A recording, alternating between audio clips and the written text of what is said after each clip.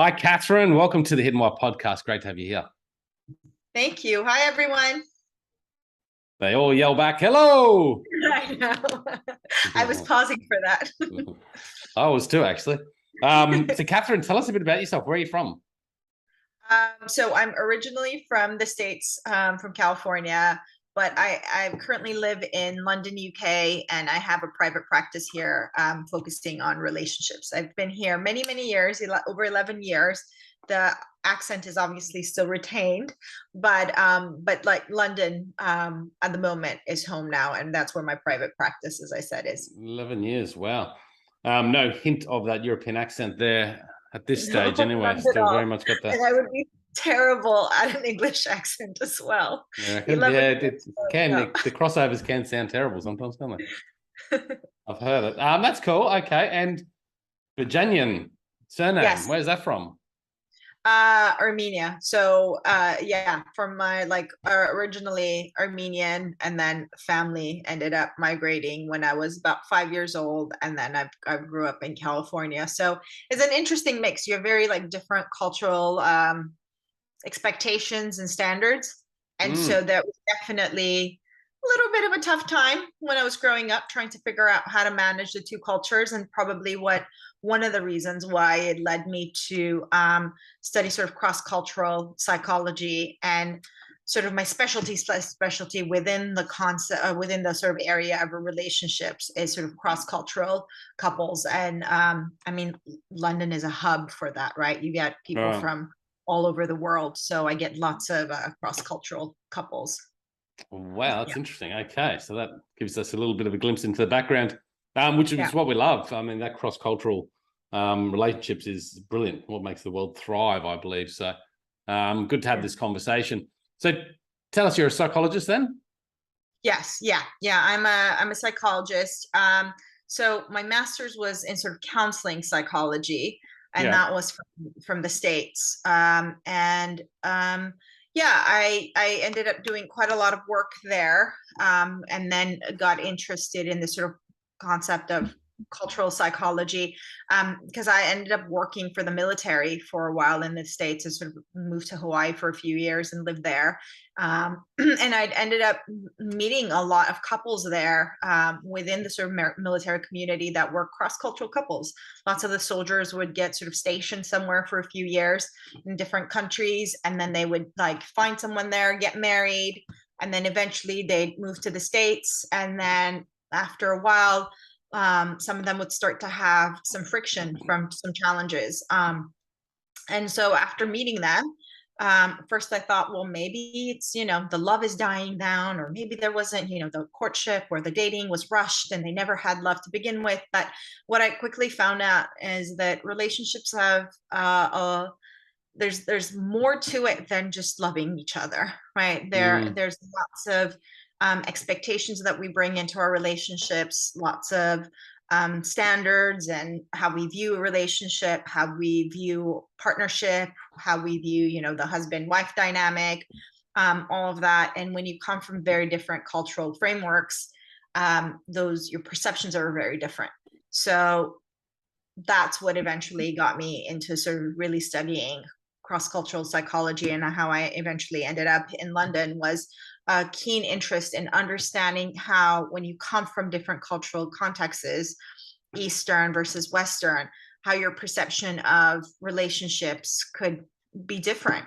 And how then, when you come together in a relationship, how those differences can often cause conflict as you're trying to negotiate this mutual space that you're supposed to now coexist in, right? Mm. So yeah, I found one of the only people in the UK, that was in London, certainly, that was looking at cross-cultural relationships. I contacted her, and she ended up being my supervisor. And yeah, I mean, it was one of the best areas of study I could have done. So I Yeah, eventually very then, niche. it I it, it imagine. I is, don't imagine there's too many funny people enough. that specialize just in that.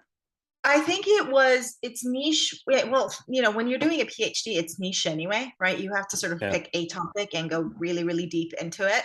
So that in itself becomes, any sort of topic in PhD kind of becomes niche. But Yeah. yeah, at the time, like, there's a lot of sort of buzz around differences and cultures and all of that nowadays. Certainly when I started 11 years ago, more than 11 years ago now, in my studies, it wasn't the hot topic it is today. So it's kind of been interesting to see how valuable that area of study has become over time. Yeah, wow. So specializing that purely, I assume you've got crossovers because what you're sort of helping people with there would be important for all relationships, I imagine. Yes. But then there'll be a lot of nuances to the cross-cultural side of things as well. Yeah, I think the nuances with cross-cultural, like you said, there's lots of crossover. It's not like, cross-cultural couples are different from the average couple, or, where our backgrounds are more similar. It's simply that sometimes when we grow up in culture, culture informs our ways of seeing the world from a very, very early age, right? Like we were born into it. And often because we're born into it, and a lot of these standards and expectations and rules and all of that, the social norms that we're taught within our culture is sort of implicit. We just sort of, as children, we just absorb that. Because we absorb it without even conscious thought, we don't often realize that the way we're seeing the world that feels so normal to us is because we've been socialized that way. So what I find interesting in cross-cultural couples, particularly the more different their cultural backgrounds, the more often when they will argue about a topic, they'll argue about it thinking it's a character flaw in their partner. And we sort of diffuse it to them understanding it's not a character flaw. There's nothing wrong with the way that your partner is thinking. They've just taught to see the world differently, right? And once people start to understand that it's not something that's wrong with you and the way you see things and your desires and wants, it's simply a cultural difference.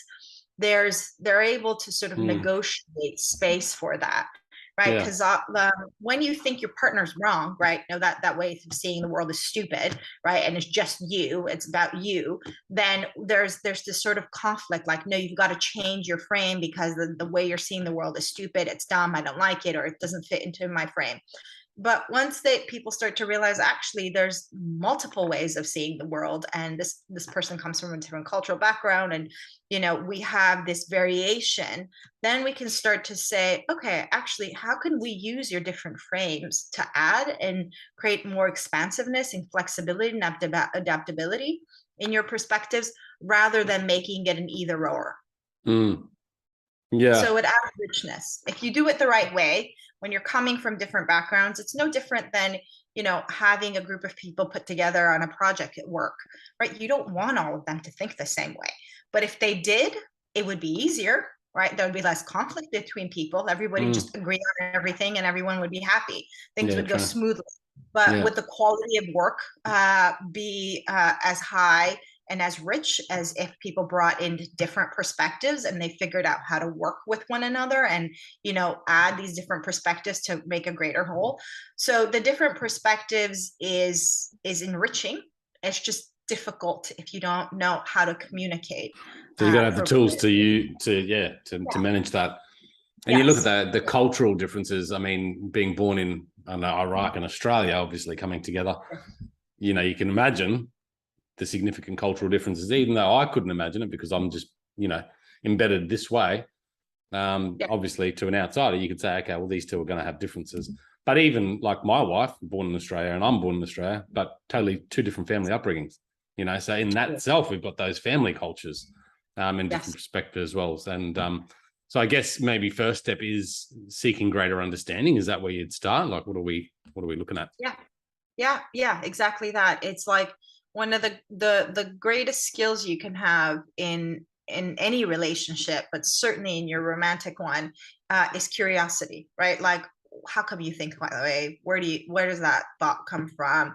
Why is that important to you? It's sort of the curiosity to really like engage with the other person and understand them, and not make it about this paradigm of there's a right way and there's a wrong way, right? Because how can you show curiosity without being almost considered judging or criticizing, I guess? Because I think if sometimes, I don't know, I'm just trying to imagine trying to have that conversation and have that curiosity and then feeling a bit intimidated, like, well, hang on, why are you judging me? Why are you, questioning me? Yeah, and when we're charged because we're angry, someone said something, you know, we can often frame something in terms of an accusation. Well, why do you think that way? Right. But there's a tone that we use that can Yeah. show we're genuinely actually interested to get to know. And we know this. We know when like a partner's speaking to us and they're asking a question, but the intent of the question is to sort of like accuse us of something or make us feel uncomfortable, right? As if like there's no right answer, right? I have to say, well, I think that way because I'm stupid, right? Or this is a foolish thought, versus they're genuinely asking because something in them went, oh, okay, I didn't see that, or I didn't think that, and you just brought up a point that didn't occur to me. So can you like explain it? Because I'm really interested in understanding. And if there's genuineness behind that curiosity, like we can tell. So Yeah.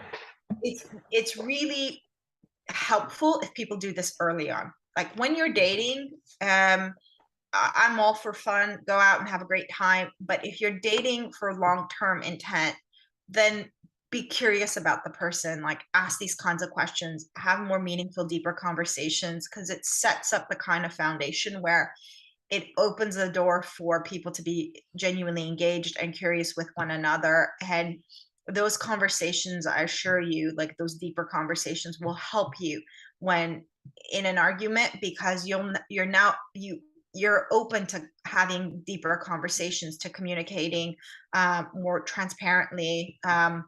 Whereas Yeah. when you don't, when it's all about the fun and we're going to have a great time and we avoid conflict and we avoid anything that's awkward, suddenly when we do have differences, we don't know how to manage that. We don't know how to like deal with that.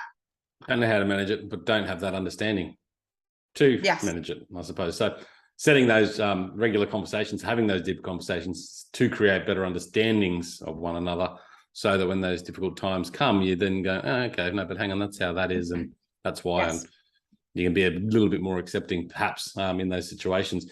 But I guess, and you probably confront this as well, in many relationships, it's always starts out with, you know, fun and sex and those sort of things, and perhaps we don't, you know, put ourselves into those conversations because we're having so much fun. We don't want to put up conflict and end it all, so we just sort of dodge it and keep going. And then here we are 10 years later, and you know, the sex is gone, got a family, we've got finances to worry about, and suddenly we've got this barrier and no foundations. It's a shame that that's what we really sort of have created this split between like what dating is supposed to look like and then what long-term relationship or marriage is supposed to look like, right? It's like there's, like you said, like in terms of the long-term relationship, it's like drudgery. It's all about sort of responsibilities and sacrifices and chores, and there's no sex, and it's just about like the daily grind of life. And then dating is the exciting phase. It's when you're curious about one another, when you're, you know, having lots of fun, great sex, great adventures. And somehow, as soon as we get into that like long-term relationship, at some point it starts to turn, and then sort of spirals. And that's kind of expected or accepted as the normal trajectory. It doesn't have to be. And there's no need to separate those two and define it so clearly into two categories. They can much more fluidly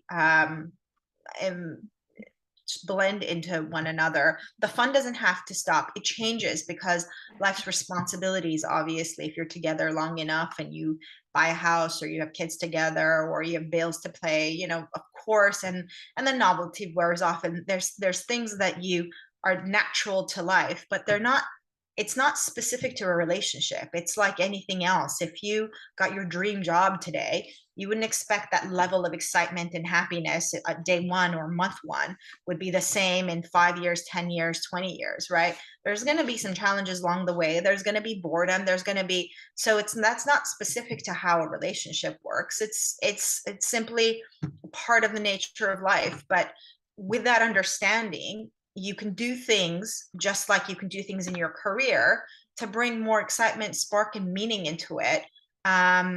And also develop yourself as well as as well as like enjoying your relationship, really focus on your own development, like you would in your career as well. You know, you can see it as just a paycheck, or you can see it as something meaningful and significant for you as well, to sort of change you and shift you and develop you as you progress. Yeah. And I love it. Do you find that, I mean, what's some of the challenges that you face when you're bringing couples together? I mean, for example, one thing I could imagine is that, you know, one party's sort of into this idea of developing and trying to improve the relationship, while the other one's more passive and just going along because they've been told to, or something like that. Yeah, I will say that's one of the hardest things to overcome in a relationship. If someone's on this trajectory of self-development and the other person is like happy with the status quo, that is difficult place to be in for both individuals, right? It's irritating to both individuals. And the potential problem of that is the one that wants to develop will go on and do all this stuff and all this self-development stuff, whether it's therapy or courses they'll take or whatever. And the other person kind of gets left behind. And the one being left behind is resentful because it feels like this wasn't what the relationship was about. This wasn't what I signed up for. You know, we were two people, and then now you're deciding to go off and do this stuff, and it's not fair, and you're dragging me along. And the other person kind of just feels resentful that like I want to do more in life, I want to experience more, I want to develop more, and I feel like I'm being back, right? So that's a really tough place to be in. And when people like that, you know, come to therapy, I will say often like people are not in the same space of like, yes, let's do this. One person tends to be a lot more sort of hesitant and trepidatious about that experience, and then one person is more eager. Sometimes you get that both are like, you know, kind of at the end of their tether, and they're excited to sort of try to go into therapy and see what happens. But usually there is a discrepancy.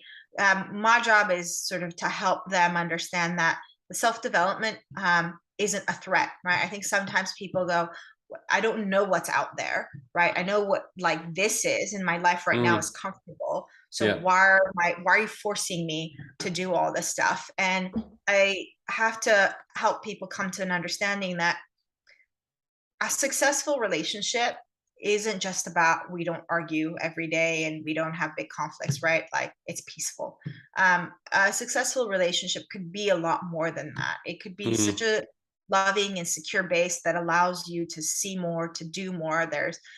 You know, again, kind of like work, like it could just be a paycheck and that's fine. But it could be if you get meaning out of work, if you have great people that you interact with, if you see things, if you experience things, if you feel better about yourself as a result of work, that's more fun than, yeah, I make a lot of money. Nothing wrong with making a lot of money, but there could be more to it, right? And the same with relationships. Nothing wrong with having a conflict-free relationship, but we could work towards an expansiveness where it's exciting, it's fun, you know, it's a genuine partnership where we have each other's back and we experience the world. And hopefully eventually both people can get on the same page with that. And but you know, the younger couples have that understanding. Most of the younger couples I get, and by younger I mean sort of late 20s, 30s until they're sort of early 40s, they come in and they already have that sense of, we're not waiting to have conflict. We've been together a couple of years, and maybe the intimacy isn't quite there anymore. Maybe the excitement isn't quite there anymore, right? And we want to get that back. So I think the younger or the more modern generation are more aware of emotional needs in a way that wasn't taught to older generations. It was just a relationship is about getting together, having a family, you know, just what you do. Whereas I think a lot of more modern couples are kind of like, I can do the daily grind on my own. I don't need a partner for that. I'm here because I want the emotional stuff. I want to be happy. I want to have intimacy, both on a physical and psychological level. I want more. And so they come in ready and are open to more self-development stuff.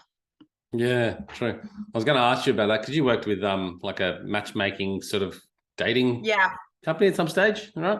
Do you see that as a bit of a challenge in this day and age? Because I mean, I sort of just missed that sort of era where dating apps were there and all that sort of thing. I found a relationship. When was I? Late 20s, I suppose. Through work, met someone through work, and that's how we started a relationship. But these days, it seems it's all on apps and all these almost superficial sort of relationship things going on, and it just seems awkward to me. But maybe it's not, and maybe it's okay. Do you see issues with this and where it's heading? Yeah, definitely. Yeah, I mean, a while ago, several years ago, I did work for sort of this high-end matchmaking agency, and I was like the resident sort of therapist on site. So if people were struggling with anything, whether it was dating or stuff was coming up from past, like I was there to sort of help them work through that. And then certainly now there's the apps. I mean, lots of my single clients, part of the whole therapy process is helping them just manage their dating life, because every one of them, I mean, there's not one person that I know in terms of clients and even friends and stuff. I would say 95% of the population is on dating apps or has been on dating apps that are single nowadays. It's a tough world to navigate. It's definitely a tough world to navigate. It's because your brain can't differentiate between like, this is a real person and it's sort of this unknown person, online. Like a rejection is a rejection. Someone just like disappearing on you is someone disappearing on you. I mean, imagine, you said you met your wife at the workplace. Imagine like a coworker that you thought that you guys had sort of this flirtatious, playful energy going on, and then like one day you show up and she's just blanking you and not talking to you anymore, right? Like how hurtful would that be? And essentially we're experiencing that on the app, because as I said, our mind can't differentiate between reality and app world. We're experiencing that level of rejection all of the time, right? So the sheer number of individuals that we interact with, and people just can't manage that, and so the rejection is happening over and over again, and it just turns dating or people into a commodity. I mean, I'm not against the apps. I think they open a whole new world to people, especially during COVID. Like there was no other way to meet people, but if you're not careful, it ends up really harming you mentally and emotionally, because your mind and body just thinks these are human beings, they're real people. I'm constantly getting rejection. I'm not good enough, all this stuff. And we have very limited information to go on. It's just looks, essentially. Yeah, it's a power of numbers, really. The volume's game. I mean, I'm just reflecting back to before when I was, trying to date. Few and far between, really, and it was quite frustrating because you're just like, never really, how do I meet people? You've got to go out to more things and social interactions, which was great. But you're right, like I didn't have that level of rejection in that sense too, because there wasn't as many. So interesting. What's your advice on how to navigate apps and then dating through apps? Because I've seen a lot of people actually have great successful relationships through meeting on an app. But there wasn't, it was just a hello on the app and then proper socializing and dating on the outside, which I don't know, maybe doesn't go on with the younger people as well as it did back in the day. There seems to be that sense of romance taking out of it, Yeah. Yes. If you're dating on apps, I'd say try to limit the number of interactions, limit the number of matches. I think what people do is they can get on the app and just scroll endlessly, right? And with match after match. And that definitely gives someone like a dopamine hit for the second, like, oh, I'm wanted. But people can line up like dozens, hundreds, I've even seen thousands of matches that they never talk to. And that like sheer number of that many people, first of all, it screws with your mind. It makes you think, gives you the illusion that there's so many people out there that could be right for you, right? And from that thousands of people, not everybody, like that's not true. You'd only click with like a handful. I'm not saying one person, but you would click with a handful of people where you could really make it work. So this illusion that there's so many individuals out there and there's endless, and therefore whatever I have, I can always find better, is not entirely true. It makes us think that there is the potential for more. No matter what we have, and potentially have more. it's very dangerous, because relationships don't work like that. Their objective is actually to challenge us. So if you're thinking of the ideal person that's going to align with you, and that's what you're looking for, then the apps really give the illusion of that, because they want to keep you on there, right? So like, understand the objective of the apps, and then your objective, and they don't always coincide. So reduce the number of matches and actually interact with people. If you're spending more time scrolling than talking to people, that's a problem. So my suggestion is reduce it to about 10 people and try to engage with those matches. And when it doesn't work out, just like then add one more other, but do not, we sometimes have a tendency, especially if it's not working out, to feel really low, feel really hopeless, and then go and try to have a bunch of matches to make us feel okay again. So recognize what your mind is doing, right?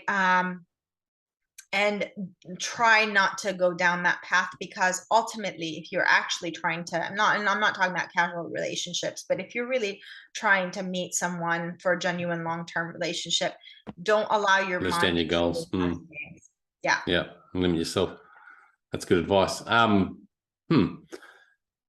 It's kind of like social media with friends and likes and stuff. You know, we're attached to this superficial world where we think all these people are our friends. Yet suddenly they can disappear or defriend us or do that, and you're just like, huh?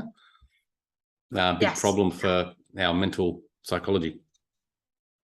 Yes, it really is, because this is the sort of online world is so new to us that, you know, like with evolution, like the body and the mind, like our physical acuity takes a long time to adapt to any given situation. So, you know, I don't know how long will it take, but it certainly hasn't happened in the last sort of 10 years that this technology has been around, that our mind and our body has like adapted to what this means.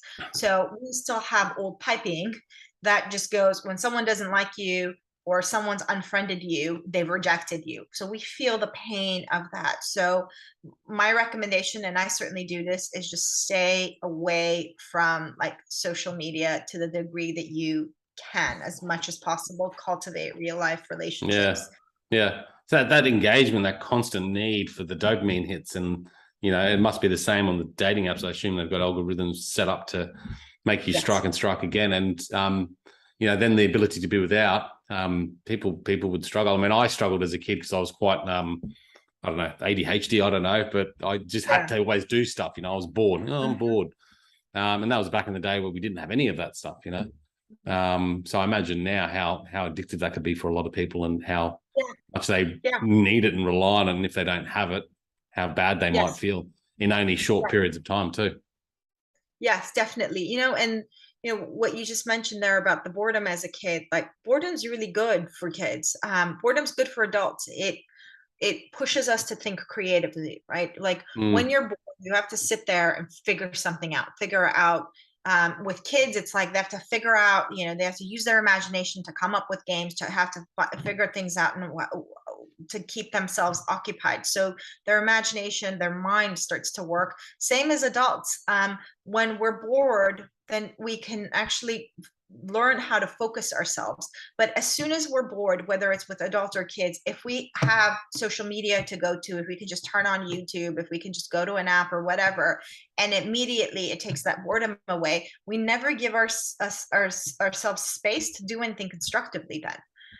Right. So that, like, the kid that's bored can just go on the video games. They don't have to come up with some like creative game where they use their mind to keep themselves occupied. They have a video game, a TV program that's doing that on their behalf. Right. They just get to sit there and just watch the screen rather than have to use their mind to come up with those concepts. So yeah, it really harms the development of the brain. Reduce the screen time, huh? Massively, yeah. What do you do you see this, like, I mean, sort of my perspective anyway on the world at the moment, and particularly around here where I am, a lot of people going separate, you know, they're spending years together, maybe having some kids, maybe not, but a lot of people are going through divorce very early on in the relationship and not pushing through the boundaries. And you just touched on a point before where because we're surrounded by all this opportunity, we just think that, hey, you know what, there's something better for me there, rather than persevering through that relationship, which is traditionally what we used to do. There seems to be more people taking not the easy route. Maybe it's good to do that because, hey, life's short. I don't know if it's right or wrong. Mm-hmm. But do you see that as being a trend of the new way? Like, we're just going to see more and more of that happening, and less long-term relationships and more of this short-term? There's interesting studies on that. And so it's showing that the relationships of today that are good at a level that relationships of the past were. Like, it's at a higher level of good. The relationships that work today and people are happy, they're much happier than they were previously. But on the flip side, there's a lot more like people splitting up and breaking up. Now, why that is our standards and expectations for what a relationship should be has changed over time. So we often attribute it to the fact that, like, people of like modern times, young adults now, they just want what they want. They don't have patience. They don't have resilience to see something through. And maybe there might be some of that, right? But the other side of it is that expectations for relationships have changed, just like expectations for a job have changed. So in the 50s, let's say, people worked because they wanted a good paycheck, right? They wanted to be able to support their family. They weren't looking for meaning and purpose and self-actualization through their work, right? And similarly, in terms of their relationship, they wanted a functional relationship. They often just wanted to come together, to have a home, to have kids, and to have companionship. And now, as the world is evolving and as human consciousness is developing, we're becoming more and more focused towards wanting more meaning, right? More connection, more intimacy, more depth, more purpose. And that's impacting how we see our relationships. That's impacting how we see our careers. That's impacting where we live, right? We want meaning. We want connection. So it's easy 50 years ago to say, are you in a successful relationship? Well, yeah, my husband, it's often heterosexual. My husband works. He brings enough money. We have a nice home, keep it clean. Kids are okay. We have a good marriage, right? And we go out and do stuff together. It's good, right? Now, that's not the criteria. You ask modern couples what they think that a good relationship, a good marriage or long-term relationship would be. It's we're close, we're connected, we have drive, we have vision, we feel like we're fulfilling our dreams, we're supporting one another. Those are much more difficult concepts to try to on and sustain, right? And people change, and when you stay together for family, like that doesn't change. We're staying together as long as we have kids and whatever, we're together. But when it's fulfillment and intimacy, that can change. So how do we then define why we're staying together if those things have changed because we've changed over time?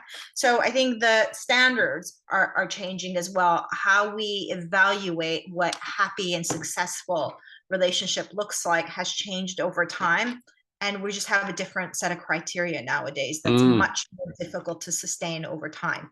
Right. Yeah, that criteria is changing the priorities too. So like you just touched on, that idea of purpose and meaning in life on the individual level and on the relationship level is maybe more important than just holding the family together because of the kids. Yeah, lots of modern couples don't even know if they want kids, right? So if you don't necessarily want a kid, you don't need your partner to hold down that mortgage or pay your bills. What do you need that for? So it's less about practical necessities and more about emotional and psychological connection and growth. Yeah, well said. Yes, true. I like it. Interesting. Lots involved there. Thank you for your time today, and I really appreciate you coming on, Kathrine. How can people best find out more about you and your work and reach out to you? Go on my website. So I'm based in the UK, but I have clients all around the world, actually quite a few from Australia as well. I don't know how I've ended up on the websites there, but I have quite a few Australian clients. And a lot of culture here. Yeah. And I'm putting out a course in a couple of months, I believe. It's, if anyone is interested in actually how to cultivate a meaningful relationship, I sort of unpack what, like, how to sustain and understand what true love, genuine love is supposed to look like, how to identify it, how to like work towards cultivating that in a long-term relationship, how to choose the right partner, how to make the partner that you're with, you know, how to have the right kind of conversations and communicate and all of that. So certain information kept coming up in my sessions, and I thought, I got to just put this stuff into a course because everybody seems to be having the same struggles. So all of that stuff is being put together at the moment in a course and will be available in a few months. So if you want individual help, check out, you know, contact me directly through my website. If you want the course, let me know, or check out the website. It will be available in a few months, I think. Jump on there. Cool, guys. Check it out at thehiddenwhy.com. We'll have all the links in the show notes. Kathrine, thanks again for coming on. Mm-hmm. Until next time, guys, peace, passion, and purpose. See you soon.